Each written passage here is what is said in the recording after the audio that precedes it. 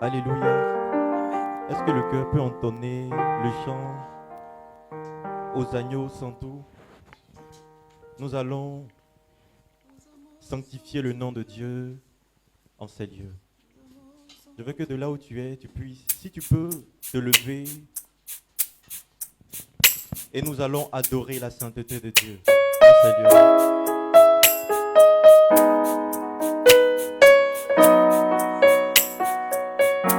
Si tu connais ce cantique, tu ne vas pas être avant en parole, tu vas proclamer la sainteté de Dieu. Tu vas exalter Dieu, tu vas l'adorer de tout ton cœur. Tu vas dire Seigneur, tu es saint. Là-haut sur ton trône, tu es saint. Là-haut sur ton trône, tu mérites qu'on te loue, tu mérites qu'on t'élève, tu mérites qu'on t'adore, tu mérites qu'on célèbre ta sainteté. Parce que toi seul est Dieu, toi seul est Seigneur, toi seul est roi et toi seul mérite qu'on t'adore. Oh Seigneur, que ton nom soit sanctifié, Seigneur. Que ton nom soit sanctifié en ces lieux. Que ton nom soit adoré en ces lieux. Que ton nom soit magnifié en ces lieux. Que ton nom soit glorifié en ces lieux. Seigneur, je veux t'élever de tout mon cœur. Je te dis combien de fois, Seigneur, je t'aime. Combien de fois tu as du prix à mes yeux. Oh Dieu, tu mérites qu'on te loue. Tu mérites qu'on t'élève. Tu mérites qu'on sanctifie ton nom. Tu mérites qu'on sanctifie ta présence. Tu mérites qu'on adore ta gloire. Tu mérites, Seigneur, qu'on t'élève en sainteté, en autorité, en puissance, en gloire et en majesté. Et ce soir, nous voulons, Seigneur, célébrer ta sainteté. À travers ce cantique, nous voulons te dire que tu es saint. Nous voulons jeter la couronne de la dignité, la couronne des honneurs, la couronne de l'auteur. Seigneur, nous la jetons devant toi. Et nous te disons que tu es saint. Tu es saint au-dessus de tout. Tu es saint au-dessus de tout. Tu es saint, saint, Tu es saint au-dessus de tout. Tu es saint, saint, saint. Tu es saint, saint, saint. Tu es saint. Tu es saint. au-dessus de tout. Tu es le Dieu trois fois saint. Tu es saint, saint, saint. Tu es saint. Tu es saint, saint, saint. Personne ne peut t'égaler. Hey Yahweh, tu es digne de louange. Hey Yahweh, personne ne peut t'égaler. Hey Yahweh, tu es digne de louange. Tu es digne de louange. Hey Yahweh,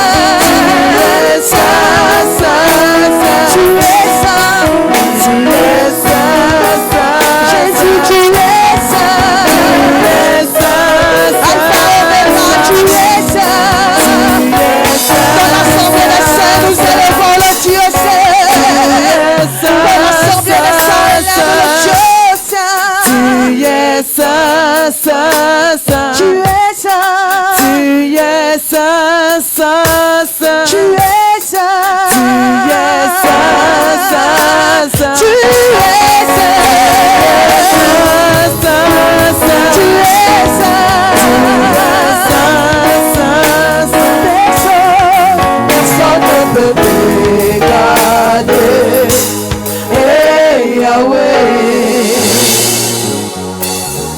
tu es digne de louange. Hey Yahweh. Seigneur, nous voulons te bénir. Parce que Seigneur, c'est toi qui nous rassemble ici en ces lieux. Je prie afin que ton esprit envahisse ces lieux, Seigneur. Que tout ce que se fera soit sous la sensibilité de l'esprit.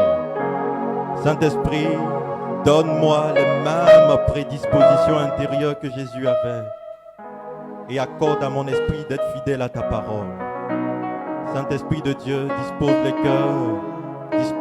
cœurs à entendre ta parole. Que ces paroles ne soient pas de vaines paroles, mais qu'elles transpercent les cœurs, les âmes et les pensées, jusqu'à séparation de jointure et de moelle. Saint-Esprit, que toute la gloire revienne à ton nom et tous les mérites de cette prière, qu'ils reviennent à ton unique nom. Toi qui mérites honneur, puissance et gloire à jamais. Tu vas fortement acclamer la présence de l'Esprit. Amen. Au milieu de nous.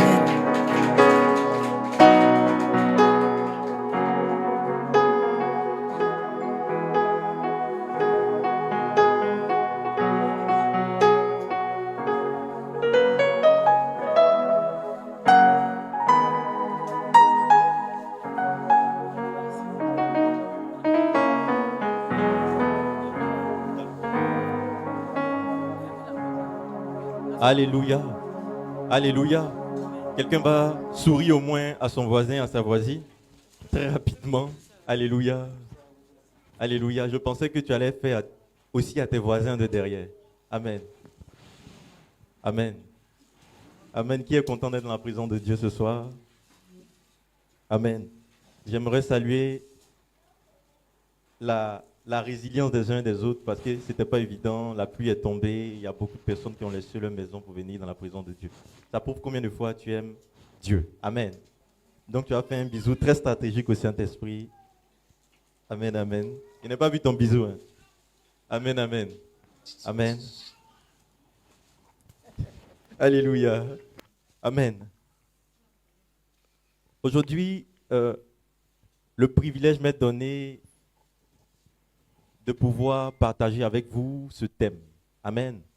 Amen. Et ce thème est d'une importance vraiment capitale, à la hauteur. Je prie la grâce de Dieu que je sois aussi à la hauteur de ce thème. Amen. Amen. Amen. Qui sait un peu le thème qui nous rassemble? Je vais faire comme ça.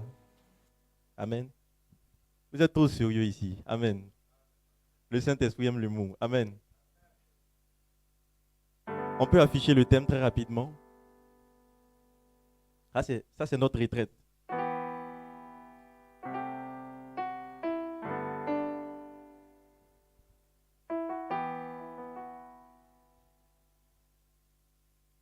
Entre-temps, nous allons préparer le texte d'appui de notre méditation de ce soir, extrait de 1 Jean, chapitre 1, à partir du verset 1. Jean chapitre 1 à partir du verset 1. Amen. Ma parole ne passera pas. Amen. Alléluia. Qui sait que la parole de Dieu dans sa vie ne passera pas? Amen. Donc nous allons prendre très vite le passage de Jean chapitre 1 à partir du verset 1. Et nous allons commencer.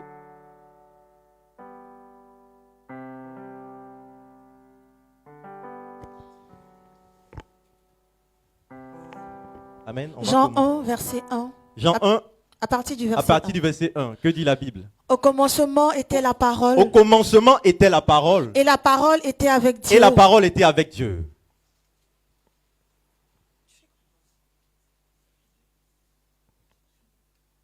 Allons-y. Au commencement était le Verbe. Et le Verbe était tourné vers Dieu. Et le Verbe était tourné vers Dieu. Et le Verbe était Dieu. Et le Verbe était Dieu. Il était au commencement tourné vers Dieu. Il était au commencement tourné vers Dieu. Tout fut par lui. Tout fut par lui. Et rien de ce qui fut. Et rien de ce qui fut. Ne fut sans lui. Ne fut sans lui. En lui était la vie. En lui était la vie. Et la vie était la lumière des hommes. Et la vie était la lumière des hommes. Et la lumière brille dans les ténèbres. Et la lumière brille dans les ténèbres. Et les ténèbres ne l'ont point comprise. Et les ténèbres ne l'ont point comprise. Il eut un homme. Il eut un homme. Non, on va s'arrêter. On va reprendre encore le passage. On va lire 2 fois aujourd'hui. Amen. Amen. Au commencement était le Verbe. Au commencement était le Verbe. Et le Verbe était tourné vers Dieu. Et le Verbe était tourné vers Dieu. Et le Verbe était Dieu. Et le Verbe était Dieu. Il était au commencement tourné vers Dieu. Il était au commencement tourné vers Dieu. Tout fut par lui. Tout fut par lui. Et rien de ce qui fut. Et rien de ce qui fut. Ne fut sans lui. Ne fut sans lui. En lui était la vie. En lui était la vie. Et la vie était la lumière des hommes. Et la vie était la lumière des hommes. Et la lumière brille dans les ténèbres. Et la lumière brille dans les ténèbres. Et les ténèbres ne l'ont point comprise. Et les ténèbres ne l'ont point comprise. Amen. On va s'arrêter là. Ce qui me plaît, ce Jean, c'est que Jean, parmi les évangélistes, ne commence pas son évangile par une histoire. Dis pas une histoire. Amen. Mais il commence par un langage spirituel. Amen. Ce qui prouve que Jean avait de la profondeur spirituelle. Amen. Amen. En fait, Jean n'est pas comme les autres évangélistes qui relatent les faits de ce qu'il a vécu avec Jésus. Mais Jean est un type d'évangéliste qui va relater l'expérience qu'il avait de Dieu. Et dans son expérience qu'il avait de Dieu, il présente Dieu comme étant le Verbe. Ce que Luc n'a pas fait, ce que Marc n'a pas fait, ce que les autres évangiles n'ont pas fait. Mais Jean, lui, commence son évangile par nous montrer la profondeur de son expérience avec Dieu. Amen. Et donc, il présente Dieu comme étant le Verbe, comme étant la parole. Et il dit, avant que toute chose n'ait été créée, la parole subsistait déjà. Amen. Et la parole était la lumière du monde. Et la parole était la vérité. Et le monde ne l'a point reçue. Amen.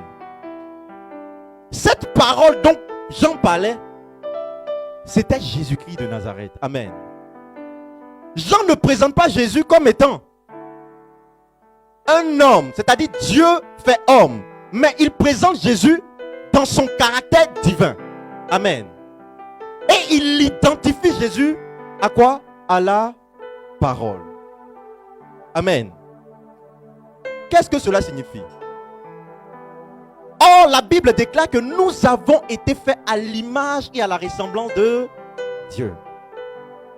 Ce qui signifie que l'homme dans sa constitution est parole. Alléluia. Je suis en train de t'emmener quelque part. Dis à ton voisin, on va quelque part. Donc,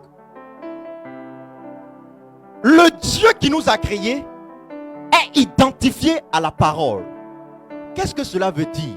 Si nous avons été donc créés par un Dieu qui à l'origine est parole et nous sommes sortis de lui, c'est que dans la constitution même de l'homme, il y a parole.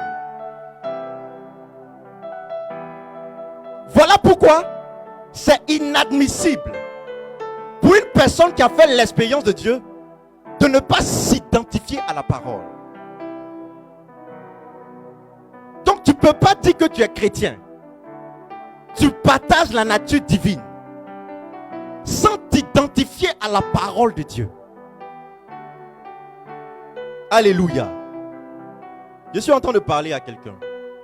Je suis en train de dire quoi? Je suis en train de dire que, je vais pousser un peu plus loin, pour dire que les informations concernant ta destinée ne se trouvent pas dans le monde, mais dans la parole.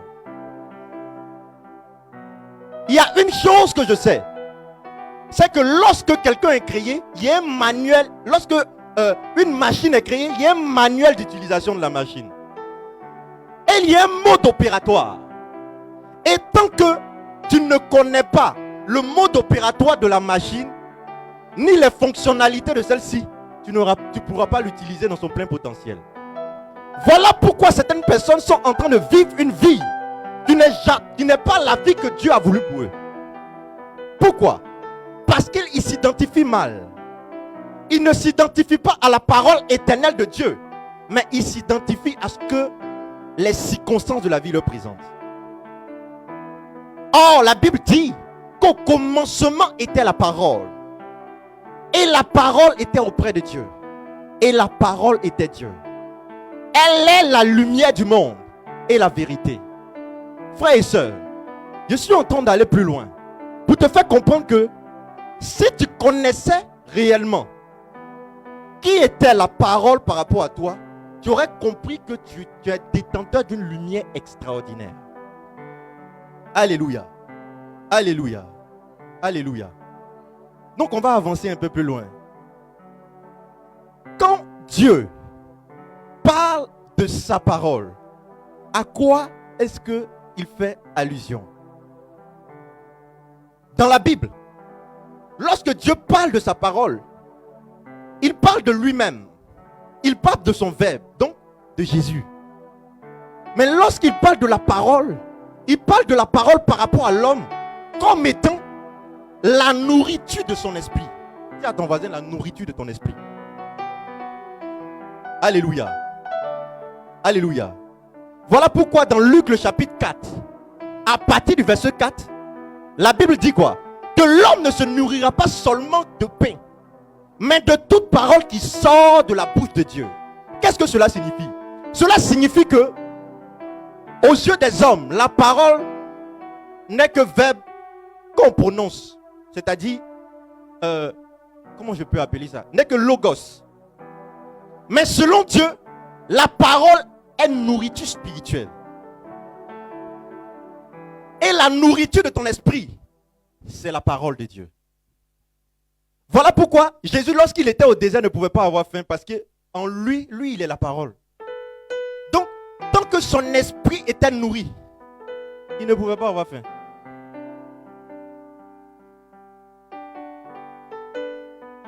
Amen. Donc, Dieu t'identifie à sa parole. Pourquoi? Parce qu'il sait que toi, en tant qu'être humain, tu n'es pas constitué uniquement que de l'aspect charnel. Dis à ton voisin, tu n'es pas constitué seulement de l'aspect charnel. C'est-à-dire, tu n'es pas matière physique seulement. Mais ce qui fait qu'on dit que c'est berger Léon qui est là, c'est à cause de son âme. Donc, c'est-à-dire en lui, il y a un être capable de raisonner. Et ce être capable de raisonner, son homme intérieur a besoin de nourriture spirituelle pour grandir.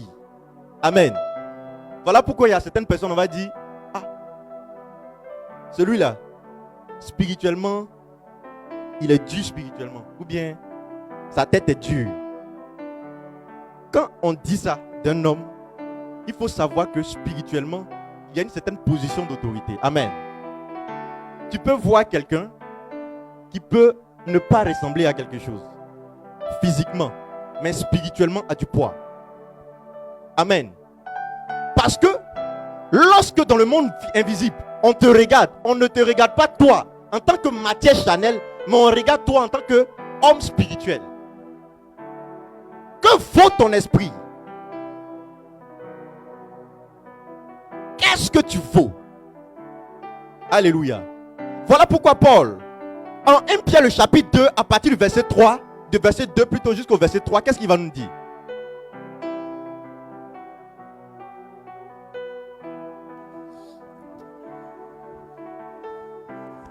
On va aller très vite. 1 Pierre 2, verset 3. Si vous avez goûté que le Seigneur est bon. Que le Seigneur est bon, non. 1 Pierre commence à partir du verset 2. Est-ce qu'il y a la version parole vivante?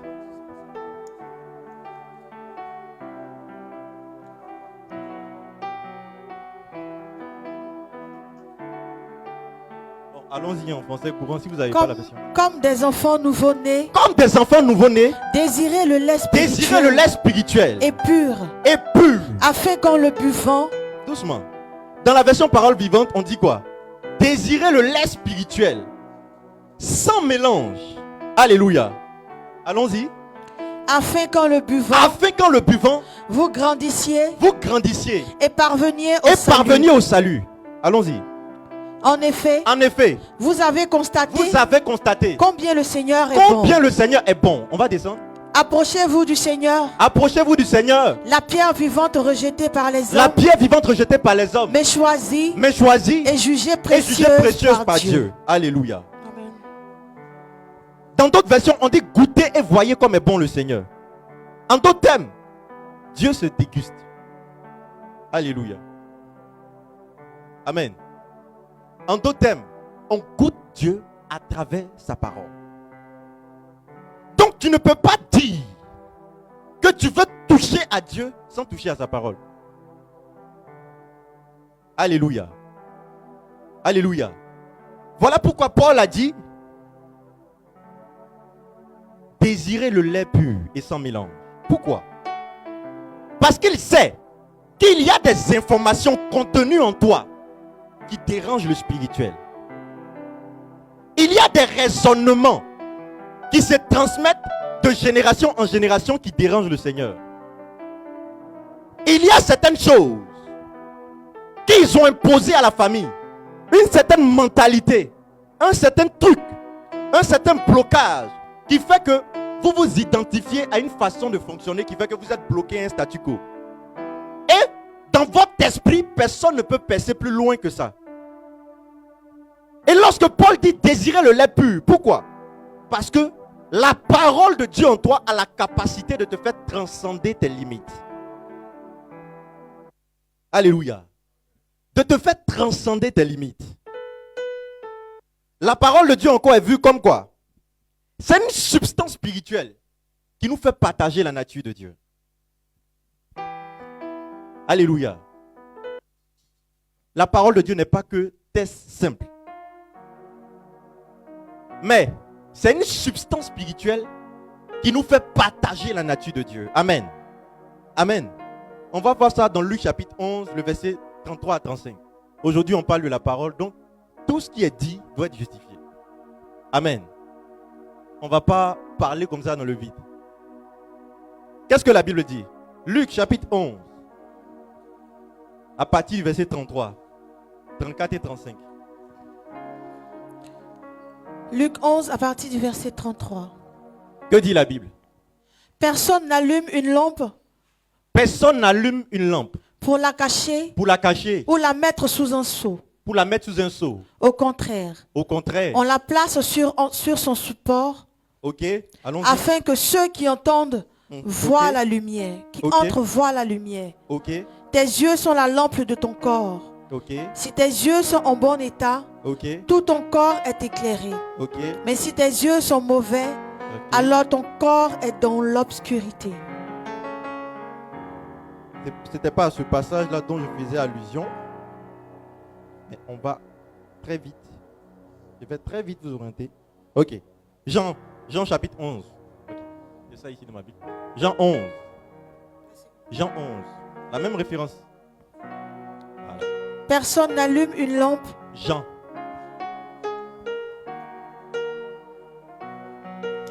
Jésus vit qu'elle pleurait. Jésus vit qu'elle pleurait. Ok. 10. Pardonnez 10. Oh. C'est 10. 10. 10. 10. Même référence. Des versets. Même verset 10. Ok. Allons-y. C'est bon. Jésus leur répondit. Nous ne voulons pas te tuer à coups de pierre. Nous ne voulons pas te tuer à coups de pierre. Pour une œuvre bonne. Pour une œuvre bonne. Mais parce que tu fais insulte à Dieu. Mais parce que tu fais insulte à Dieu. Tu n'es qu'un homme. Tu n'es qu'un homme. Et tu veux te faire Dieu. Et tu veux te faire Dieu. Vous savez, tu vas t'arrêter là d'abord. Vous savez, il y avait une situation qui s'est passée où Jésus était en train de dire que lui, il est le fils de Dieu. Et les pharisiens étaient en train de dire non, c'est pas possible. Dieu ne peut pas avoir d'enfant. On sait que nous, on est enfants d'Abraham et autres, mon cher, mais toi, tu ne peux pas dire que toi, tu es quitté de Dieu comme ça. Et donc, il y avait ce débat-là. Et ils ont failli lapider Jésus. Et voici ce que Jésus va dire. On va avancer. Jésus répondit. Il est écrit dans votre loi, que Dieu a dit, vous êtes des dieux. On va avancer. Nous savons qu'on ne peut pas supprimer. Et voici, il va aggraver. Il dit, nous savons qu'on ne peut pas supprimer ce qu'affirme l'Écriture. Les Écritures. Or, Dieu a appelé Dieu ceux auxquels s'adressait sa parole. Alléluia. Il pensait que quelqu'un allait acclamer. Amen. Pourquoi la parole est une substance spirituelle qui t'identifie à la nature de Dieu et qui te donne de la partager? C'est à cause de ça. Parce que Jésus savait que lorsqu'un homme décide de s'attacher à la parole, de laisser la parole grandir en lui, de laisser la parole porter fruit en lui, parce que la Bible dit que la parole est une semence. Lorsque cette semence grandit, elle finit par s'emparer de la personne au point où la personne ne raisonne que comme Dieu. Alléluia. Voilà pourquoi certaines personnes vont dire quitter le logo, c'est-à-dire les lettres, mais aller dans l'esprit des lettres pour avoir la révélation. Parce que quiconque détient une révélation de Dieu peut agir comme Dieu. Quiconque détient une révélation de Dieu peut agir comme Dieu. Qu'est-ce que cela signifie? Cela signifie que si tu as eu la révélation de Dieu concernant la maladie, tu peux intervenir à la place de Dieu pour que Dieu puisse résoudre un problème concernant la maladie. Alléluia. Alléluia. Cette révélation-là te donne accès à un niveau en Dieu qui te permet d'opérer. Alléluia. Voilà pourquoi un homme qui est attaché à la parole, un homme qui se laisse transformer par la parole, a la capacité à un certain niveau. La parole commence à prendre de l'ascendance en lui. Alléluia. Alléluia. Au point où il peut agir maintenant comme Dieu. Alléluia. Alléluia.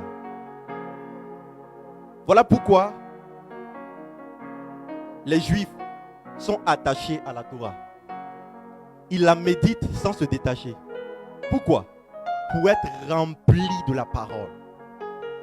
Lorsque tu es rempli de la parole, tu ne respires que parole. Et ton atmosphère spirituelle est chargée de Dieu parce que Dieu et sa parole sont un. Dieu est identifié à sa parole. Vous savez quelque chose? C'est que pendant que je suis en train de vous parler actuellement, je ne peux pas vous parler en dehors de mon souffle. Parce que ma parole est étroitement liée à mon souffle. Donc pendant que je suis en train de parler, il y a un souffle qui sort. Alléluia. C'est la même chose pour la parole de Dieu. Au fait, la parole de Dieu, c'est la forme écrite de l'Esprit de Dieu.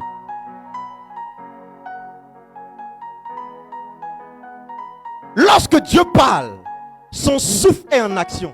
Donc son esprit est en mouvement. Voilà pourquoi lorsqu'il a dit que la terre soit, et la terre fut, la Bible dit que l'esprit se mouvait au-dessus de la parole. En fait, la force qui créait, c'était la force de l'esprit. Parce que lorsque Dieu donne, l'esprit exécute. Parce que l'esprit est perpétuel mouvement. Alléluia. Alléluia. Donc prends au sérieux la parole de Dieu. Le diable sait une chose, c'est que tu t'identifies à la parole. Donc quand tu te déroges, automatiquement il peut jouer sur certains principes pour t'avoir. Mais quand quelqu'un commence à devenir très redoutable dans les choses de l'esprit, c'est quelqu'un qui commence à prendre au sérieux la parole de Dieu. La parole de Dieu fait partie intégrante de sa vie. De la même manière que tu manges, c'est de cette même manière que tu dois te nourrir de la parole de Dieu. Alléluia. Alléluia. Et ce qui est bien, c'est que la Bible dit quoi? C'est-à-dire le thème d'aujourd'hui nous dit que ta parole ne passera pas. Mais pourquoi Dieu dit que sa parole ne passera pas? Parce que Dieu s'identifie à sa parole. Et comme Dieu a un caractère éternel, alors sa parole a un caractère éternel. Et qu'est-ce que ça veut dire? Ça veut dire que sa parole a la capacité de traverser le temps. l'espace. Oh, je suis en train de dire à quelqu'un que la parole de Dieu dans ta bouche peut traverser le temps de ta génération. Alléluia. Donc ce que tu es capable de dire sur tes enfants actuellement peut définir ce qui va arriver dans les prochaines générations des enfants de tes enfants. Alléluia. Quels sont les bienfaits alors de la parole? La parole de Dieu a un caractère éternel. Voilà pourquoi dans le livre de Matthieu 24, la Bible a dit quoi? Verset 35. Le ciel et la terre passeront, mes paroles ne passeront jamais. Pourquoi? Parce que Dieu reste égal à lui-même. Amen. Amen. Dieu reste égal à lui-même. Donc le même Dieu de la parole, ce même Dieu agit encore aujourd'hui. Nous sommes dans un monde où on essaie d'imposer à Dieu ce qu'il doit faire. On essaie de trouver des concepts extérieurs à la Bible pour dire non, on peut apporter ça à la spiritualité. Non. Des feux étrangers sont en train d'être amenés. Mais Dieu a besoin des gens qui sont capables de s'attacher à la parole. Pour dire, mais tiens, revenons à la parole. Aujourd'hui, dans certaines communautés, on ne peut même plus parler de la vérité. Lorsque tu touches au sujet de l'homosexualité, c'est problème. Frères et sœurs, on te dit que tu manques de miséricorde. Pourquoi? Parce que tu as parlé de l'homosexualité. Et on te qualifie même, il y a un mot que moi-même j'aime pas, homophobie. On dit tu es homophobe. Parce que tu as osé dire la vérité. Mais c'est quoi le vrai amour? Le vrai amour, c'est l'amour qui peut dire la vérité. Entre ceux qui se taisent et ceux qui proclament haut et fort que c'est mauvais, qui aime qui? Alléluia. Et la vraie miséricorde consiste à dire la vérité. Alléluia. La parole de Dieu n'échoue jamais. Dis à ton voisin, ça n'échoue jamais. Je veux te donner des raisons. Vous savez pourquoi j'insiste sur ça? Je veux te donner des raisons pour t'attacher à la parole. Au départ, j'ai commencé à dire que tu as été constitué par la parole. C'est-à-dire, dans tes ADN, il y a la parole de Dieu. Voilà pourquoi Pierre va dire, vous avez été régénérés, non pas par une semence corruptible, mais par une semence incorruptible, qui est la parole vivante et efficace de Dieu. Qu'est-ce que cela signifie? Cela signifie que la parole de Dieu est une semence en toi qui travaille. Lorsque tu la laisses grandir en toi, elle a la capacité de changer tes informations génétiques. Il y a quelqu'un qui n'est pas encore un héros, mais qui deviendra un héros. Vous savez, tout fonctionne par la foi. Et lorsque la semence est entretenue, la semence finira par produire du fruit. Mais ton problème, tu n'aimes pas travailler sur la semence. Alléluia. Isaïe 55, le verset 11, nous dit quoi? Nous dit que le ciel, on peut lire ça.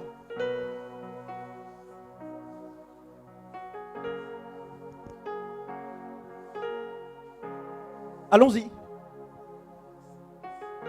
Isaïe 55, verset 11. C'est lent aujourd'hui.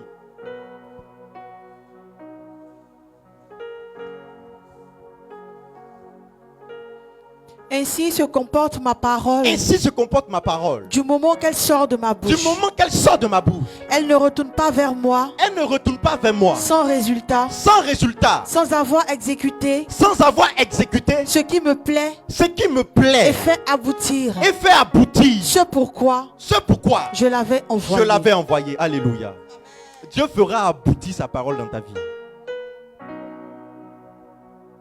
Dieu identifie. Il dit. Parce que on appelle ça comment on appelle ça?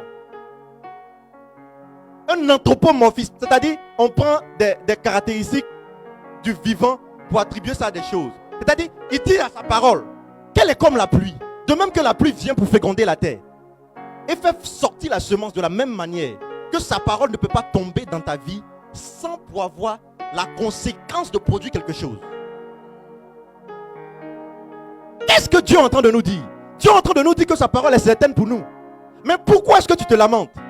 Pourquoi est-ce que depuis que tu as commencé à prendre à cœur les choses de Dieu, tu médites un peu, comme tu n'as pas de résultat à l'instant, automatiquement tu arrêtes? Frères et sœurs, j'ai compris une chose dans la spiritualité. Dieu se plaît à nous voir fatigués dans sa présence. Lorsque tu es fatigué, vous savez ce qui se passe? Tes forces ne répondent plus. C'est en ce moment-là que l'esprit vient prendre le relais. Mais tant que tu as encore de la force pour te battre, bats-toi. Tant que tu peux travailler sur la parole, travaille. Mais arrivé à un certain moment, là, ça ne va plus dépendre de toi. Oh. Vous savez comment Sainte Thérèse appelle ça? Elle dit, c'est le clin d'œil du Saint-Esprit. Arrivé à un certain moment, elle dit au départ, comment ça fonctionne? C'est un peu comme quelqu'un qui entend labourer du champ. Tu vas labourer, tu laboures, tu sèmes. Tu finis, tu vas. Tu puises de l'eau dans le puits. Et puis tu arroses. Arrivé à un certain moment où tu es fatigué, c'est en ce moment que Dieu envoie la pluie. Tu n'as plus besoin d'effort. Mais Dieu pouvoir, c'est-à-dire ça ne vient plus de la terre, mais la provision vient des cieux. Apprends à te fatiguer dans la présence de Dieu. Apprends à rester avec Dieu jusqu'à ce que tu sentes que tu n'as plus de force. Alléluia. Mais aujourd'hui, on fait un peu. Quand on est fatigué, on arrête. On fait un peu. Quand on est fatigué, on arrête. Même si tes paupières n'ont qu'à devenir lourdes, tu es dans ta présence de Dieu. Mais qu'est-ce que tu recherches? Dieu dit que sa parole est certaine. Est-ce que... Il y a une question à te poser. Qui parle? Je dis celui qui t'a constitué, qui a fait tes ADN, qui t'a façonné dans le sein de ta mère. Il te donne une instruction, puis tu te permets de douter. Il dit c'est certain. C'est le temps qu'il n'a pas donné, mais il dit c'est certain. Donc, la garantie de son accomplissement est certaine. Mais qu'est-ce que toi tu dois faire? Tu dois travailler. Il n'a pas donné le temps, pourquoi? Parce que le temps, c'est lui qui fixe le temps. Il est le temps. Et le moment voulu. Vous savez, les plus grandes grâces de Dieu s'acquièrent par le sacrifice. Vous savez, plus un témoignage est grand, plus le temps de patience et d'attente là est long. Parce que tu as une histoire à raconter, frère. Je vous dis, une des dimensions de Dieu, c'est qu'on l'appelle, c'est-à-dire la caborde. Lorsqu'on parle de la gloire de Dieu, on parle de la caborde. Vous savez, ça signifie quoi? Le poids de Dieu. Vous comprenez? Une fois, il dit ici que quand Dieu veut faire vite, il marche doucement. Pourquoi? Parce que lorsqu'il passe, il faudrait qu'il y ait le poids de sa gloire, l'empreinte de sa présence dans le sol. Au point où lorsque tu regardes ton parcours, tu regardes là d'où tu viens, tu vois les traces de la présence de Dieu. Alléluia. Tu vois les traces et l'évidence de la présence de Dieu. Ainsi, lorsque tu en es à la hauteur, tu ne peux pas t'enorgueillir parce que tu sais d'où tu viens. Alléluia. La parole de Dieu nous donne de l'éclat et de la saveur. Frères et sœurs, je ne sais pas ton état intérieur actuellement, mais il n'y a pas mieux que la parole de Dieu pour te donner de l'éclat et de la saveur. La Bible dit que nous sommes sel et lumière de la terre. Vous savez pourquoi nous sommes sel et lumière de la terre? C'est eu égard de la parole. Tout à l'heure, on a lu la parole. On a dit la parole est la lumière. Personne ne peut être en contact avec la parole de Dieu sans être transfiguré comme Moïse. Une des réalités qui a transformé Moïse, c'était sa capacité à rester dans la présence de Dieu. Moïse était endurant. Et le secret de Moïse, c'était sa pauvreté. Il n'avait plus rien à perdre. Aujourd'hui, des gens ont tout à gagner. Ils se disent non, s'ils ne sont pas là, donc ils peuvent partir ailleurs et faire truc. Non. Reste dans la présence de Dieu parce que en dehors de lui, il n'y a pas un autre Dieu. Qui est-ce que tu connais? Quand tu regardes ton passé, les gens qui sont derrière toi, est-ce qu'il y a quelqu'un? Mais tu ne peux pas t'amuser avec la prière. Mais il faut rester là et dire à Dieu, c'est toi qui m'as emmené sur la terre. Et je te regarde, même si je suis fatigué. Alléluia. Alléluia.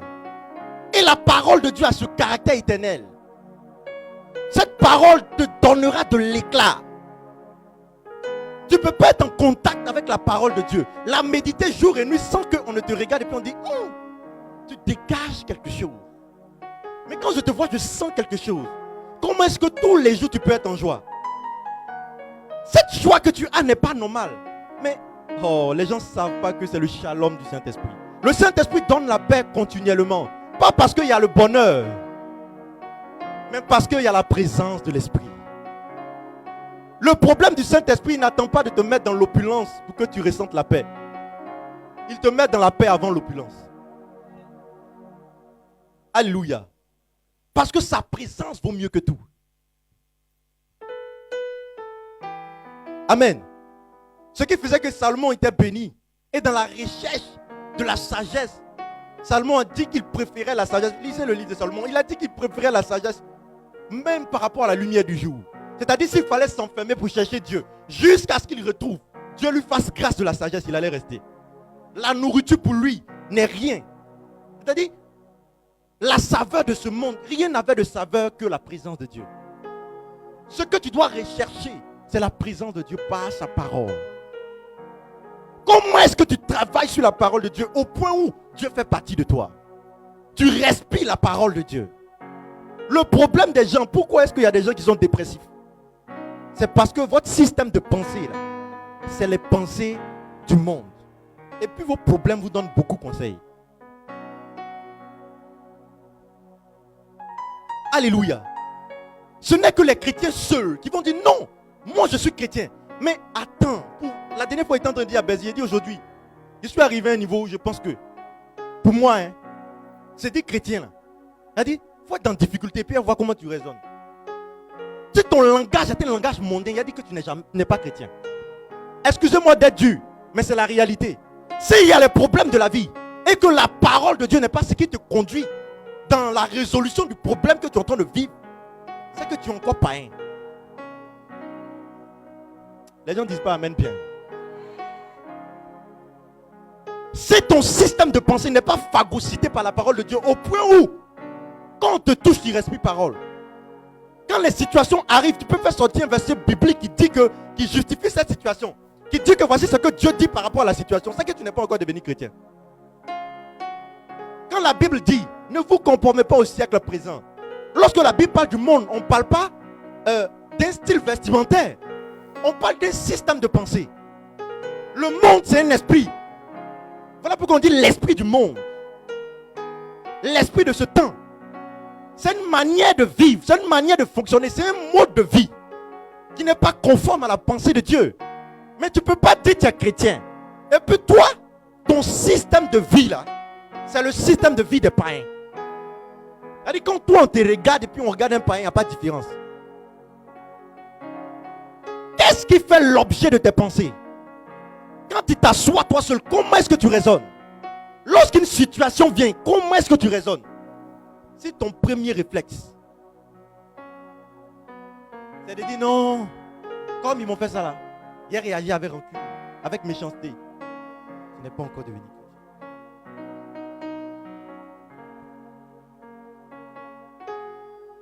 Alléluia.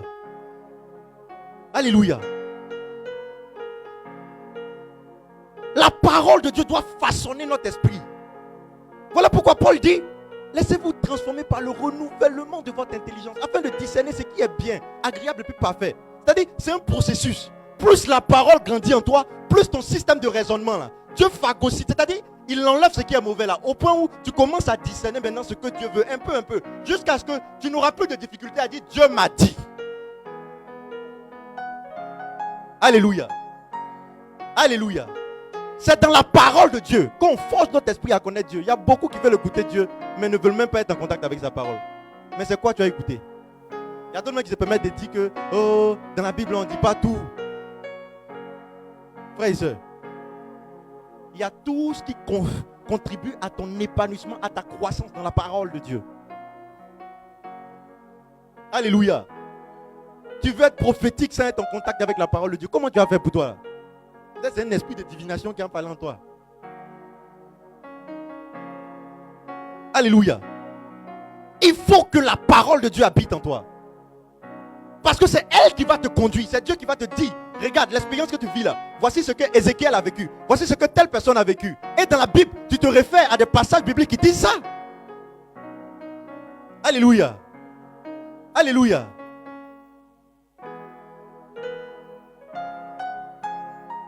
Mais quel est l'élément qui dirige ta vie? Est-ce que ce sont tes pensées ou bien la pensée de Dieu? Je veux qu'aujourd'hui tu médites dessus pour dire que plus jamais Moi, j'ai décidé dans ma vie, plus jamais je ne crois à un verdict basé sur les expériences humaines, mais sur ce que Dieu dit. Récemment, là, il y a beaucoup de choses qui ont été bouleversées chez les chrétiens. Lorsque le président russe a commencé à faire sortir certains trucs, on a commencé à réfléchir. Est-ce qu'on ne nous a pas menti dès la base? Jésus, il est noir. Donc les Américains ne sont pas arrivés sur la Lune. Et puis beaucoup réfléchissent. Alléluia.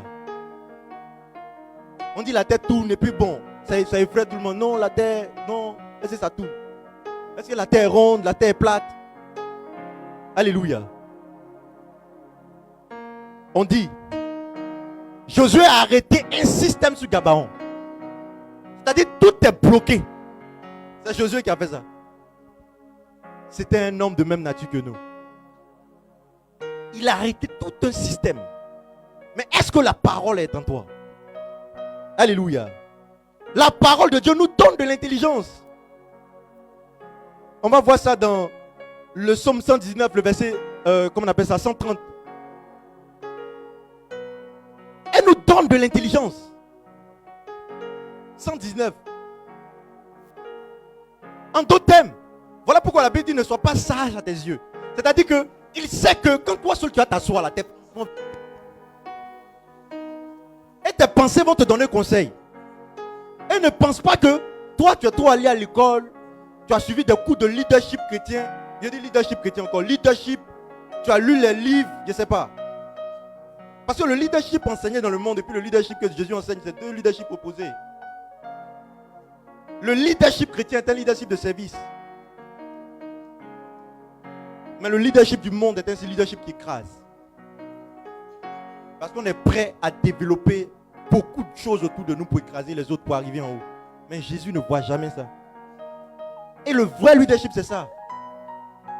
C'est quand ceux qui sont en bas de toi, tu arrives à les manager, c'est eux qui te mettent en haut. Parce que ta position dépend d'eux. Alléluia. Donc, ça nous donne l'intelligence. On va lire. Il dit quoi? La révélation de tes paroles est claire. Ok. Elle donne de l'intelligence aux simples. Au quoi? On va lire en bas. Au quoi? Au simple. Les simples, là, ce sont les dociles. Ce ne sont pas des gens qui sont trop intelligents. Ce ne sont pas des gens qui réfléchissent de par eux-mêmes. Ce sont des gens dont le système de pensée est réglé à la mesure de la pensée de Dieu. C'est-à-dire, c'est quelqu'un qui est capable d'abandonner ce que lui, il a conçu dans son cœur pour suivre ce que Dieu dit. Donc, quand un verdict contraire concernant ta santé arrive à ton niveau et que tu dis non, moi je refuse ça et je m'aligne à la parole de Dieu parce que voici la pensée de Dieu concernant moi, ma vie. Automatiquement, Dieu te qualifie comme un être intelligent.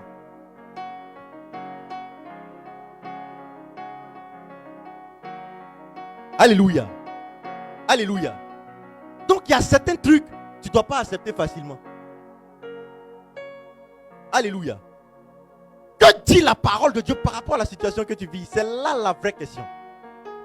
Et tant que Dieu n'est pas d'accord avec ce que tu vis, c'est qu'il y a un problème. Alléluia. La parole de Dieu guérit, frères et sœurs. La Bible dit qu'elle était remède pour notre corps. Donc sa parole en toi était remède pour la maladie que tu portes.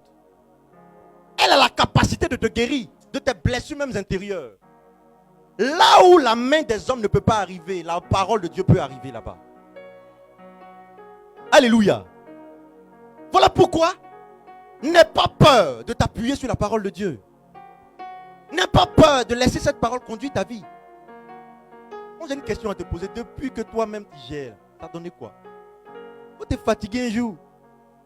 Et puis dis Seigneur, désormais, c'est avec toi que je vais fonctionner. On m'a dit que ta parole est sûre. Moi je vais vérifier ça. Mais mets à l'épreuve la parole de Dieu. Tu vas voir. Si tu crois qu'elle n'est pas vraie, éprouve-la. Comment est-ce que tu peux concevoir que ce livre-là a traversé les temps? Et depuis plusieurs générations, des gens continuent toujours de donner des témoignages concernant ce livre. il n'est pas simple. Ce livre transporte la présence de Dieu. La Bible est réellement la parole de Dieu. Elle est sûre. Pour quiconque s'attache à elle sans esprit de parti. C'est-à-dire tu n'es pas double en toi-même. Tu ne fais pas un pied dedans, ça ne marche pas, il fait comme ça. Tu dis, j'ai une seule alternative, c'est ça la foi. La foi a une seule alternative. Il n'y a pas un plan B. Il y a un plan A. Alléluia. La parole de Dieu est source de prospérité divine. Frères et sœurs, il y a tout dans la parole pour te faire prospérer et exceller dans ton domaine. Amen. Amen. On va prendre Josué 1 à partir du verset 8. Simplement, Josué 1, 8. Pourquoi Dieu va demander à Josué de méditer la parole? C'est parce qu'il sait, allons-y, que ce livre de la loi que ce livre de la loi ne s'éloigne point de ta ne bouche. s'éloigne point de ta bouche. Médite-le jour et nuit Médite-le jour et nuit pour agir fidèlement pour agir fidèlement. selon tout ce qui On va, est écrit. on va s'arrêter. Donc, il dit, donc l'objectif de la méditation, c'est de renverser tout ce qui est fondement et forteresse de notre intelligence. C'est-à-dire, il y a des pensées de Babel là, que Dieu doit pouvoir détruire. Amen. Amen. Qui connaît la tour de Babel? Amen. Quand les gens ont construit la tour, là, ils voulaient atteindre Dieu. C'est-à-dire, c'est l'homme dans ses capacités qui veut atteindre la hauteur de Dieu pour dire, aujourd'hui on est arrivé vers toi. Mais qu'est-ce qui s'est passé? Dieu frappe cette tour. Et qu'est-ce qu'il y a? Il y a la division. Et donc, il y a des pensées de Babel comme ça qui nous animent. Qui fait qu'on peut certaines choses par le moyen de nos forces et de notre intelligence. Mais la parole de Dieu a la capacité de renverser ces raisonnements-là pour nous donner le raisonnement de Dieu. Donc, pour agir fidèlement, donc la méditation de la parole va te permettre, c'est-à-dire les informations que tu te répètes là, ça définit ton attitude.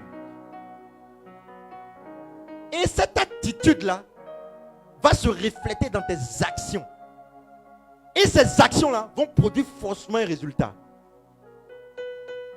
Donc, pour quelqu'un qui est colérique, qui médite sur la douceur, pour finir, tu finiras par devenir doux.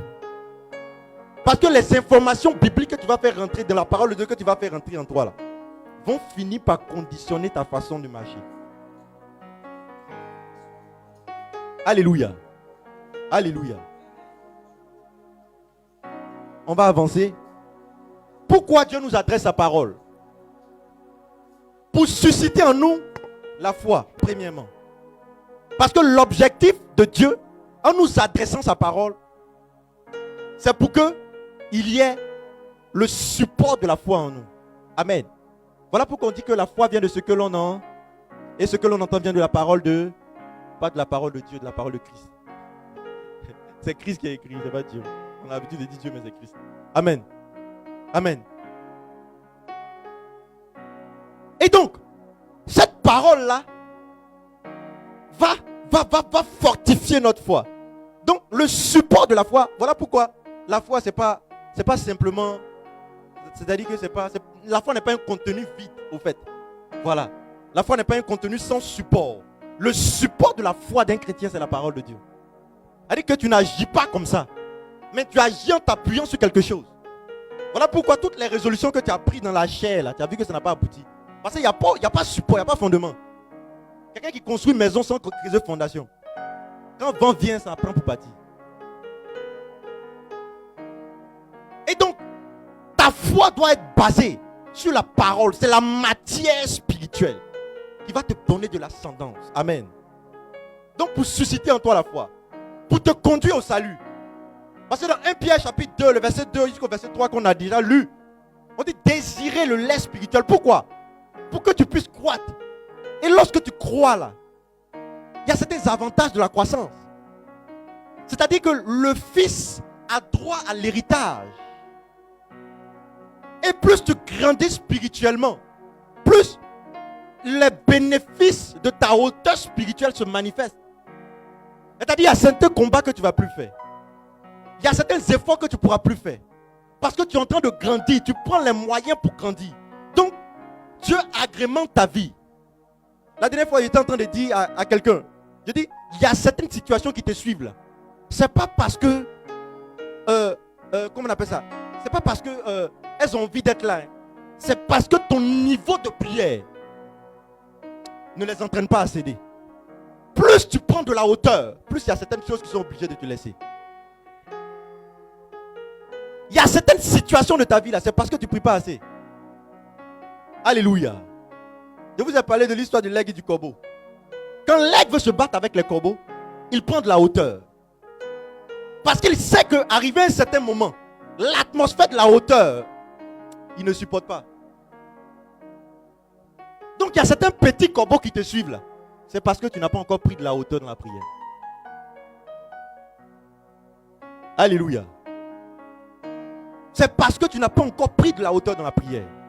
Lorsque tu vas prendre au sérieux la méditation de la parole de Dieu, c'est-à-dire changer les informations que tu as toujours emmagasinées dans ton système de pensée pour t'accorder à la pensée de Dieu, tu vas voir. Alléluia. Après ça, pour que nous puissions nous identifier encore à la parole, Dieu nous donne sa parole, non pas comme ça, mais c'est pour que toi tu puisses t'identifier à ça. Il y a des chrétiens qui lisent la parole, ils pensent que non, c'est des gens, on parle encore. C'est d'Ézéchiel, on parle encore. Mais quand tu lis le livre d'Ézéchiel, il faut te voir en train d'être ravi en esprit. Alléluia. Quand il dit mange le rouleau, c'est un message pour toi. Il dit je dois manger la parole. Quand Dieu te dit je ne t'abandonnerai point, ce n'est pas Israël qu'il parle. Israël, c'est toi par la foi.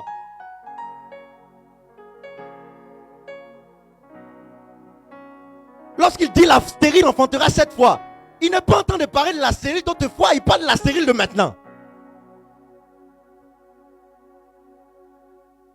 Donc lorsque Dieu t'adresse sa parole, c'est pour que tu puisses t'identifier à elle. Mais tant que par ta foi, tu ne t'identifies pas à elle, elle ne produit pas de miracle. Il dit voici, je vous ai donné le pouvoir de marcher sur les scorpions et les serpents. Toi tu penses que ce sont les apôtres. Mais tu t'identifies à cette parole. C'est plus les apôtres, il les a parlé autrefois. Mais sa parole est éternelle. C'est qu'elle s'applique à moi maintenant.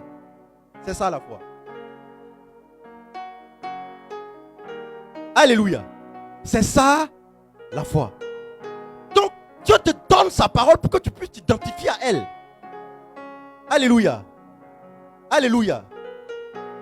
Dieu nous donne sa parole aussi pour nous communiquer un langage. Dis communiquer un langage. Tu vas prendre Jean chapitre 8 verset 43. Vous allez comprendre quelque chose. Beaucoup de chrétiens échouent parce que le langage qu'ils parlent là, ce n'est pas un langage chrétien. C'est un langage païen. C'est-à-dire que quand Dieu a un langage spirituel, il parle le langage de sa parole. Maintenant, tu parles là. Tu lui parles d'un langage qu'il ne comprend pas. Est-ce que toi tu peux t'adresser à un baoulé en wobé?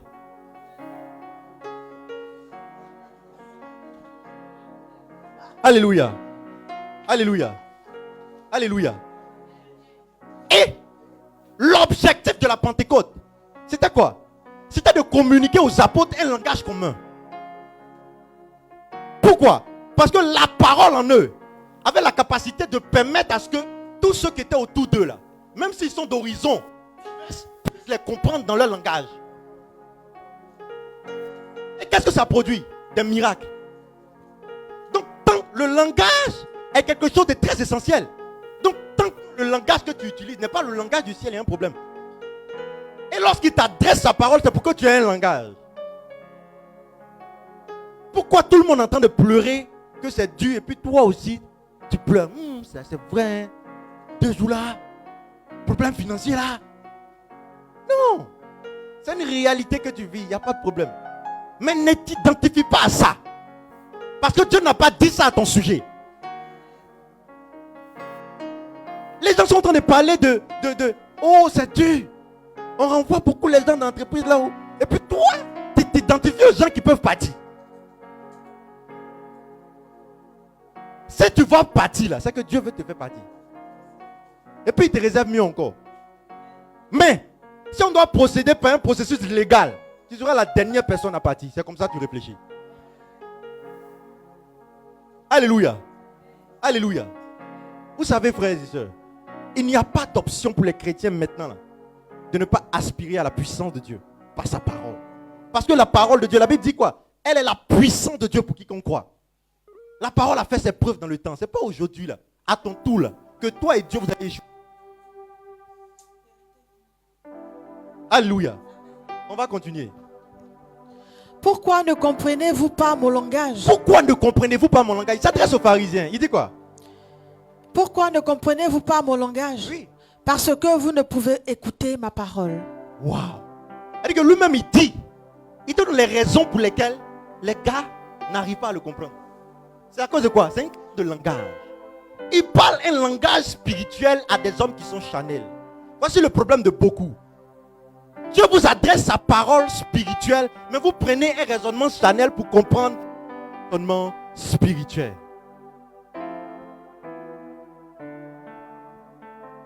Alléluia. Voilà pourquoi vous allez voir que Paul, lorsqu'il était en train de parler, il dit quoi? Il dit quoi? Il dit, nous, on peut taper notre poitrine pour dire que nous, on a la science de Dieu. Parce qu'on utilise un langage spirituel pour traduire, comment on appelle ça? Un langage de terrain pour traduire un langage spirituel. Je ne sais pas l'expression qu'il utilisait, mais il disait comme ça qu'ils avaient la sagesse de Dieu. C'est-à-dire qu'ils arrivaient à communiquer la sagesse de Dieu aux gens. Parce que c'est spirituellement qu'eux ils parlent. Donc seuls les spirituels, donc les initiés peuvent comprendre. Alléluia.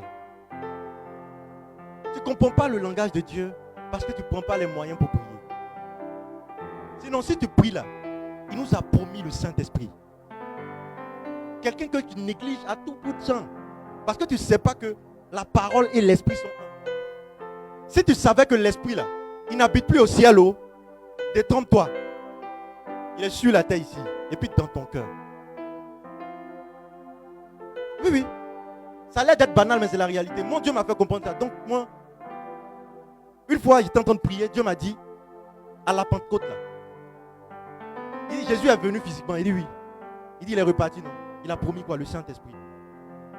Ok. Quand l'Esprit est descendu, est-ce qu'un autre passage biblique dit qu'il est remonté? Si tu trouves ça dans la Bible, tu me dis. Il dit, Seigneur. Et donc sur la terre ici, il vit où? Dans ton cœur. Quand la Bible dit que vous êtes le temple de l'Esprit, c'est dit quoi? Là, dans la maison de Dieu, c'est toi. Faut te détromper. Si tu te négliges, tu ne sais pas qui tu es. Qu'un sorcier peut se permettre de venir circuler dans ta maison. C'est un problème. L'Esprit habite en toi. On dit, il nous a donné de sa plénitude grâce sur grâce. C'est-à-dire, une fois j'étais en train de causer avec quelqu'un au cours de la semaine là. Elle dit non, on a fait. Il dit, Dieu est plénitude.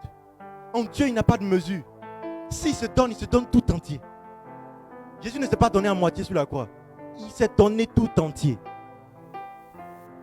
Il n'y a pas de mesure en Dieu.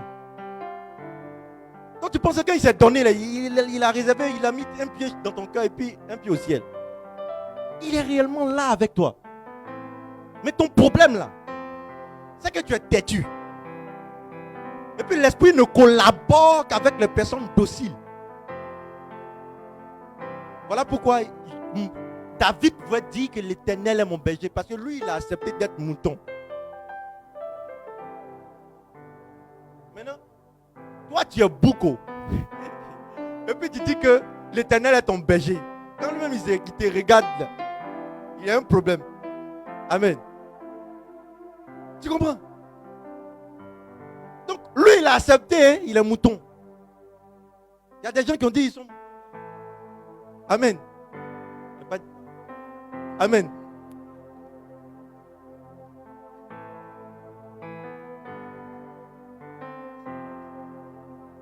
Tu vois non? Ils ont dit. Nous là, on sait qui est notre berger. Nous on est mouton du Seigneur. Et vous dites pas ça bien. Je suis mouton du Seigneur. Il y a des gens, c'est difficile pour que ça soit. Vous voyez l'orgueil. Moi, je suis mouton du Seigneur. Voilà. Brebis là, c'est quoi? C'est bébé des moutons? Ou bien? Non. C'est la femelle du mouton.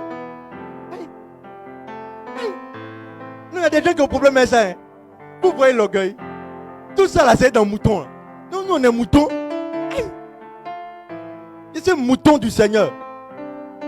Si c'est plus à permettre que ça soit dans la Bible là, oui, je suis mouton du Seigneur. On affirme haut et fort. Il y a des gens qui acceptent d'être mouton de quelqu'un qui est Chanel. Nous, on est moutons du Dieu vivant. On sait qu'il nous conduit dans un lieu sûr et certain. Pas dans des gloires éphémères. Alléluia. Alléluia. Donc, il faut accepter ça. Donc, il y a un langage spirituel que Dieu parle. Mais tu utilises ton côté Chanel pour comprendre le langage spirituel. Bascule dans le spirituel, s'il te plaît. Ça ne marche pas. Parce que tu utilises le langage Chanel. Le langage spirituel, c'est le langage de la parole de Dieu. Bon, toi tu pries par rapport à, comment on appelle ça, stabilité financière. Et puis, tu n'as jamais utilisé ces bibliques concernant ce que Dieu dit par rapport aux finances pour prier. Et puis, alléluia. Alléluia. Puis tu t'attends que Dieu exauce. Mais tu es en train de faire bruit, il n'entend pas bien. Utilise son langage. Seigneur, voici ce que tu as dit. Ce que vous ne savez pas, c'est que vu que Dieu est identifié à sa parole, lorsque tu mets en avant sa parole, tu le mets face à lui-même.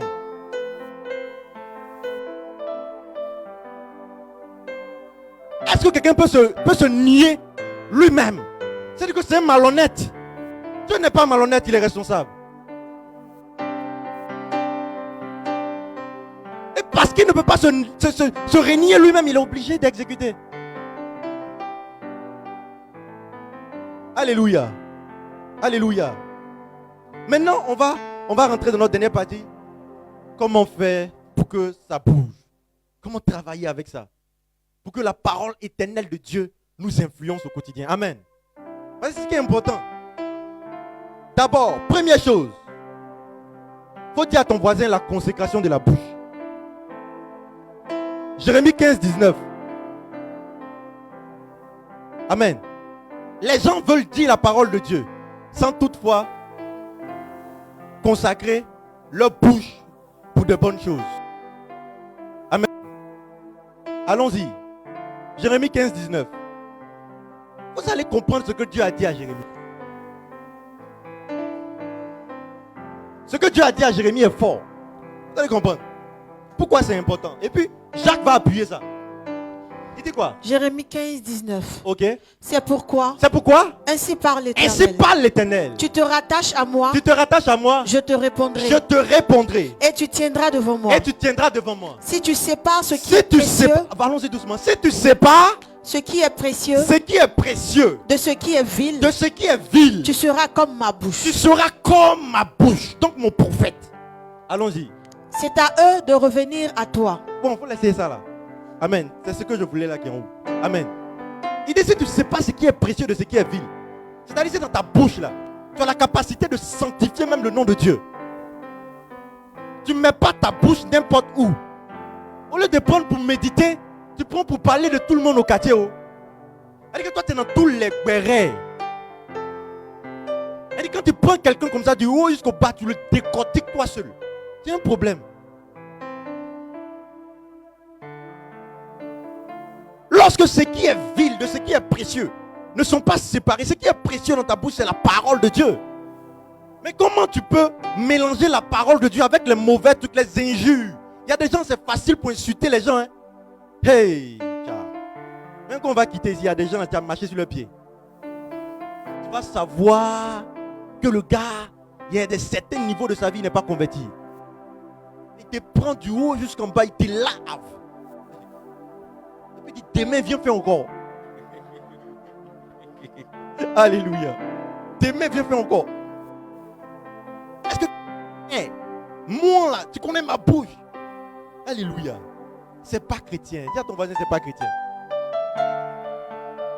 Mais tu ne veux pas séparer ce qui est vil de ce qui est précieux. Mais qu'est-ce que tu veux faire? Tu veux que la parole ait de l'impact dans ta bouche. Dieu m'a dit une chose. Ce qui fait qu'actuellement, c'est-à-dire que l'atmosphère de la Côte d'Ivoire est telle qu'il y a beaucoup d'amusement. Aujourd'hui, les humoristes s'amusent à les choses de l'esprit. Tu as imité parole en langue. Mais tu te mets sur un jugement divin. Ce qui est grave, c'est qu'on peut pardonner aux hommes un péché qui a été fait contre le Père, contre le Fils, à cause de la miséricorde de Dieu et du Fils. Mais contre l'Esprit, on dit personne ne peut te pardonner. Ni ici bas sur la terre, même dans le ciel, rien. C'est fini. C'est un péché qui est éternel, c'est fini, il n'y a pas moyen. On s'amuse avec les choses de Dieu. Beaucoup des chrétiens même en rient, ils partagent. Vous vous mettez sur un jugement. Mais tu veux que la parole de Dieu ait l'efficacité. Tu pries même là, ton téléphone. Regarde, comment tu traites avec ton téléphone. Et ça a sonné. Allô, je suis en prière, Tu coupes. Puis baba, allô, je suis en prière. Amen. Mais attends, toi-même, c'est sérieux.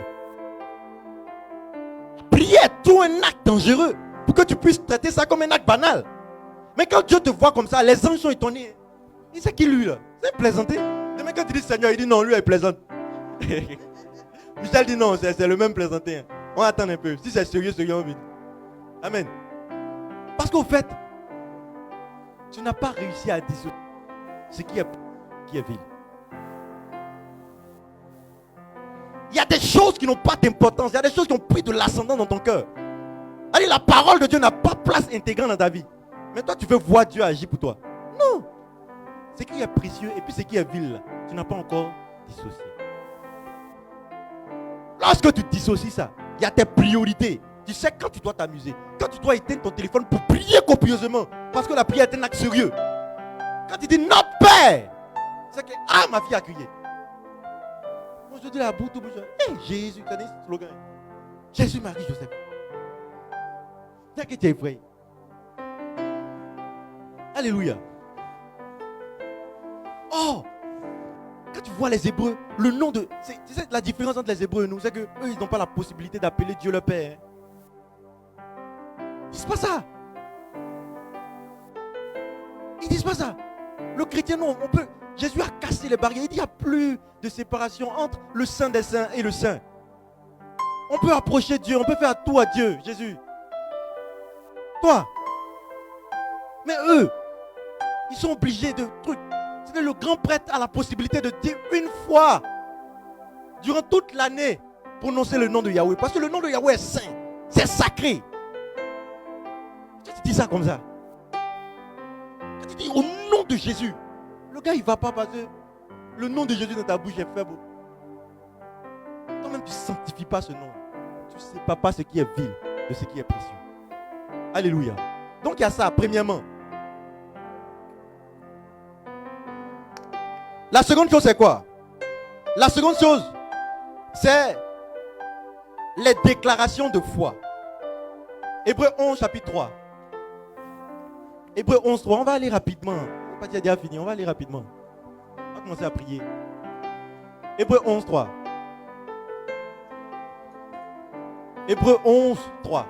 C'est par la foi que nous reconnaissons que le monde a été formé par la parole de Dieu. Par la parole de Dieu. En sorte que ce qu'on voit n'a pas été fait de choses visibles. N'a pas été fait de choses visibles. Alléluia. C'est-à-dire lorsque tu t'approches de la parole de Dieu là, il ne faut pas penser que c'est fétiche. C'est pas fétiche. C'est-à-dire que c'est pas du tic au tac. Tout ce qui est du tic au tac là, Dieu peut faire du tic au tac souvent. Hein. Mais c'est quand tu atteins certaine maturité. Amen. Où tu as cette facilité-là à pénétrer dans le spirituel. Mais tu débutes quelque chose avec Dieu. Tu es en train de voir, travailler. Mais qu'est-ce que tu dois faire? Tu dois prendre ton temps. Tu dois savoir que les choses visibles, là, ce qu'on voit là, ça vient de l'invisible. Donc quand tu as intégré ça dans ton esprit là, lorsque tu es en train de travailler sur la parole de Dieu, tu sais que tu es Tu es en train d'amasser quelque chose qui a produit résultat dans le physique. Donc c'est un acte spirituel que tu fais. Pourquoi est-ce que dans le monde de la sorcellerie, là, les gens maudissent les gens par le moyen de la parole? Ils savent le poids qu'a la parole. Ils ne s'amusent pas avec. Si tu as maudit, c'est que ça prend. Mais pourquoi le chrétien, on a peur de toi? On n'a même pas peur de toi plutôt. Les apôtres là, lorsqu'il a maudit, c'est-à-dire ce Paul là, ce Pierre là, après au ciel là-bas, il lui dit, Dieu, toi tu n'es pas bon. Toi tu as trahi Jésus. Les gars là, ils ont caché simplement leur avoir. Toi tu les maudis, meurs. Un gars comme ça, hein, il a oublié vite son passé, depuis qu'il a eu le Saint-Esprit. Amen. Pardon à Pierre, mais c'est la réalité. Et il est maudit dans le Saint-Esprit, ils sont tombés, ils sont morts. Mais le chrétien est dangereux. Voilà pourquoi Saint-Thérèse va dire, si vous connaissez qui vous êtes en Dieu, oh, petits enfants, vous allez réaliser des exploits. Quand Jésus a parlé de la foi là, frère et soeur, où il a dit, si tu as la foi comme un grain de sénévé, tu vas dire à cette montagne. Jésus riait. Parce qu'il a dit, je suis sûr que les apôtres ont dit, ah lui-même il dit quoi? Et souvent les gens dans la prédication parlent, lisez l'histoire de l'église. Il y a deux saints. Il y a, comment il s'appelle même? Saint Siméon et puis Saint Grégoire. Un en Égypte, l'autre en Turquie. Saint Grégoire le mystique. Non, le thaumaturge. Il a déplacé montagne, vrai. C'est qu'on dit la montagne, il a quitté là. Et puis c'est parti là-bas, vrai.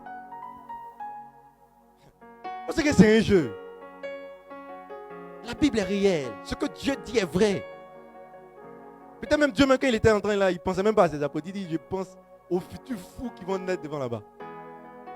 Et ils l'ont fait.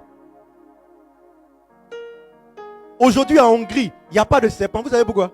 Parce qu'il y a un gars qui s'appelle Saint Basile de Césarée. Il était parti. Et puis, il y a un serpent. Il a garé. Il était tout fatigué. Il partait en mission. Et puis, il y a un serpent qui a mordu son cheval. Son cheval est mort. Il dit, où le serpent est rentré? On dit, il est rentré ici. Il a mis son bras là-bas. Il a attrapé le serpent. Il n'a pas tué. Il a maudit plus jamais de serpent en Hongrie. Il a jeté serpent. Jusqu'à présent. Des hommes comme ça ont existé. Parce que la parole était en eux. Ça pour dire que quelque part, il y a un côté de Dieu qu'on n'a pas trouvé. Il y a l'impression qu'on s'amuse. On n'a encore rien vu de Dieu. Et ça, c'est encore petit par rapport à ce que Dieu se prépare à faire. Alléluia. Moi j'ai la foi. À côté de ça, il y a la lecture de la parole de Dieu maintenant. Si tu as réussi à séparer ce qui est vil là, après là, il faut prendre conscience. Ensuite tu t'assois. Et puis tu médites sur ce qui c'est que la foi. Tu comprends que les choses visibles là, émanent de l'invisible. Tu intègres ça dans ton esprit. Quand tu as fini d'intégrer là, lis maintenant. Là maintenant tu sais que ce que tu es en train de faire là, tu comprends. Tu sais que tu es en train de faire un acte qui est spirituel. Donc tu mets tout le sérieux dans ce que tu fais. Alléluia. Alléluia. Alléluia. Après ça, il y a la mise en pratique. Pour finir, on lit Jacques chapitre 1, verset 2 à 26. Et puis on a fini l'enseignement. Alléluia.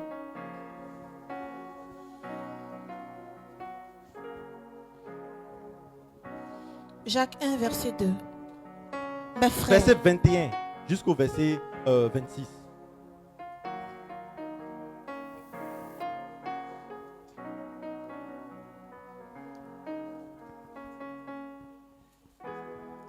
C'est pour... Mettez en français courant s'il vous plaît.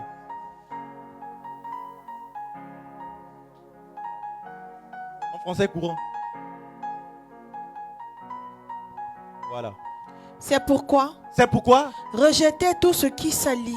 Rejetez tout ce qui salit. Et tous les excès. Tous les excès. Dus à la méchanceté. Dus à la méchanceté. Accueillez avec humilité. Accueillez avec humilité. La parole que Dieu plante. La parole que Dieu plante. Donc la parole de Dieu est une semence. Tout à l'heure là, je suis en train de jeter par le Saint-Esprit des semences dans vos cœurs. Maintenant, comment est-ce que tu vas traiter quand tu quittes ici là? C'est ça le plus important. Parce que c'est pas pareil devant les gens. C'est quand il n'y a pas de caméra sur toi. Comment est-ce que tu traites avec le péché? Comment est-ce que tu traites avec les gens? C'est ça on dit, lui, il est chrétien. Et quand tout le monde voit, lui, il est beau, c'est chic. Quand tu es seul, et puis on te fait quelque chose, ou bien tu as la possibilité de faire un choix. Et puis tu dis non, en tant que chrétien, fais tel choix. Voilà. Donc allons-y. Accueillez avec humilité la parole que Dieu plante dans votre cœur. Que Dieu plante dans vos cœurs. C'est-à-dire l'attitude d'humilité. Donc aujourd'hui, tu acceptes avec humilité pour dire Seigneur, je reconnais que j'ai mal fait avant. Mais aujourd'hui, j'accepte ta parole dans mon cœur. Ok? Car Car elle a le pouvoir de vous sauver. car elle a le pouvoir de vous sauver. Je ne sais pas dans quoi tu es, dans quelle situation tu es, mais la parole de Dieu a le pouvoir de te sauver. On dit elle a le pouvoir de te sauver. Et lorsqu'on parle du salut, je vous ai dit, c'est pas une notion que les Grecs là, eux, ils ne voient pas, comme on appelle ça, ils voient ça comme un albal. C'est pas après la mort. Le salut là, ça commence, ça dit que c'est grand. Toucher tes... Allons-y. Ne vous faites pas des illusions. Ne vous faites pas d'illusions. Sur vous-même en vous contentant d'écouter la parole de Dieu. Ok. Est-ce que vous savez ce qu'ils avaient dit? Et t'as dit, tu te contentes, toi. C'est-à-dire que tu te contentes d'écouter seulement quoi. C'est-à-dire c'est joli entendre. Quand tu viens là, ça excite tes émotions comme les... Ça, quand ils parlent bien l'ambiance. Et puis arriver à la maison. Non. Allons-y. Mettez-la réellement en pratique. Mettez-la réellement en pratique. Alléluia. Amen. Avançons. Car celui qui écoute la parole sans la mettre en pratique Ok. ressemble à un homme qui se regarde dans un miroir et se voit tel qu'il est. Ok. Après s'être regardé, il s'en va et oublie aussitôt comment il est. Alléluia. Je Amen. vous ai dit quoi? La parole est faite pour qu'on puisse quoi? S'identifier. Donc quand tu lis là, donc quand Dieu dit que tu es prospère, tu es effectivement prospère. Ça n'a rien à voir avec tes conditions physiques. Lorsque Dieu dit que tu es guéri, tu es effectivement guéri. Ça n'a rien à voir avec ton ressenti, tes émotions. Dieu n'est pas dedans. Mais comment tu peux finir de te regarder et puis quand tu sors, tu oublies comment tu es? Alléluia. Comment tu peux oublier comment tu es? Il y a un problème. C'est pour dire que la parole de Dieu est le miroir de ce que nous sommes. Donc lorsque je me regarde là, je m'identifie à ça. Et lorsque je finis là, dans mon langage, dans ma façon de parler, je parle prospérité, même si je suis dans les difficultés. Je parle quoi? Je parle l'enfant, même si je n'ai pas encore d'enfant. Je parle quoi? Je parle succès, même si encore je vois certains échecs. Je parle prospérité de mes affaires, même si ça échoue. Je parle déblocage, même s'il y a quelques trucs qui sont encore débloqués. Mais à force de réagir comme ça, tu vas voir que Dieu maintenant va commencer à mettre les anges. Va dire ma foi, ma vie est la foi. Les anges maintenant sont en action. Alléluia. Allons-y. En revanche, il y a celui qui examine attentivement la loi parfaite qui nous procure la liberté. Et il s'y attache fidèlement. Il ne se contente pas de l'écouter pour l'oublier ensuite, mais il la met en pratique. Eh bien, celui-là sera béni dans tout ce qu'il fait. Alléluia. Amen. Alléluia. On dit il y a ces catégories de personnes. Maintenant, on va descendre dernier. Si quelqu'un croit être religieux, et ne sait pas maîtriser sa langue, il se trompe lui-même. Sa religion ne vaut rien. Vous savez ce que ça signifie? C'est profond. Hein? On dit si tu penses que toi, tu es un homme religieux, donc un chrétien, un homme qui prie, tu ne sais pas maîtriser ta langue. C'est-à-dire, quand tu finis de te regarder, il a dit quoi? C'est comme quelqu'un qui se regarde, qui s'identifie, et puis quand il revient, il a oublié. Que le langage que tu tiens, quand tu es dans la présence de Dieu, puis le langage que tu tiens lorsque tu sors de la présence de Dieu, lorsque ce n'est pas en adéquation, c'est que ça ne vaut rien. Pour dire, je confesse que je suis prospère, je confesse que je suis béni, je confesse que la faveur de Dieu est sur moi. Et puis lorsque tu sors, tu te vois maudit, tu te vois opprimé, tu te vois dans tout. On dit quoi? Religion est quoi? Ta religion ne vaut rien. C'est-à-dire, spirituellement, tu es faible. Alléluia. Alléluia. On va se lever. Alléluia. Le ministère catholique Divine Révélation organise une retraite spirituelle. Une rencontre spéciale avec le Saint-Esprit. Du 7 au 9 juin 2024 au centre d'événements 1, Cisaillou Pougon à droite, 17e arrondissement, cité Sipim. Thème dans l'intimité du Saint-Esprit. Participation 30 000 francs à payer par mobile money au 07 00 00 75 48. Infoline au 07 07 61 90 98. Intervenant Père Daniel Anjamouakon, Frère Narcisse Ngoran, Frère Job-Marie et des invités surprises. Retraite spirituelle, parce que votre intimité avec le Saint-Esprit est spéciale.